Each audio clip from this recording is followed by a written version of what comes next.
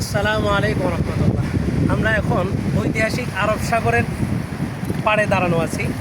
সৌদির অন্যতম সৌন্দর্যগুলোর মধ্যে একটা সৌন্দর্য হলো এই যে আরব সাগরের সি বিচ, যেটা এটা সৌন্দর্যের অন্যতম কারণ হলো আমার পাশে যে ভবনগুলো দেখতেছেন, বিশাল বিশাল অট্টালিকা, মানে উপরের দিকে তাকাইলে মনে হয় যেন এই ভবনগুলো এখনই আমাদের উপর আছড়ে পড়বে রাস্তায়।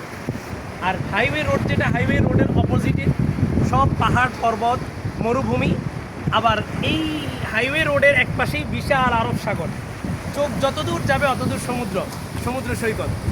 আর এখানে মজার আকর্ষণের বিষয় হলো যে এই সাগর যত উত্তাল হোক, যত গরম হোক, যত উত্তাল হোক, যত ঢেউ উঠুক, কিন্তু কখনোই এই ঢেউ এই মাটিকে টাচ করে হাইওয়ে রোড পর্যন্ত ওঠে না। কেমন যেন মনে হয় যেন এই সমুদ্রের ঢেউগুলো মক্কা মদিনার মাটিটার কাছে এসে তারাও যেন একটা নত শিকার হয়।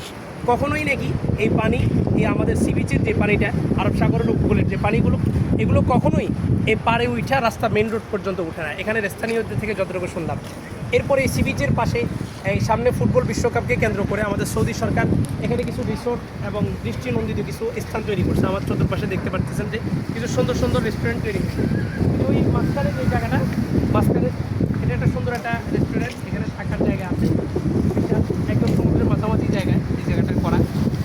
এরপর আমি যে জায়গাটাতে হাঁটতেছি, এটা চতুর্পাশে সুন্দর সুন্দর গ্লাস দেওয়া কিছু রেস্টুরেন্ট তৈরি করা, একটা পর্যটক একটা স্থান তৈরি করতেছে।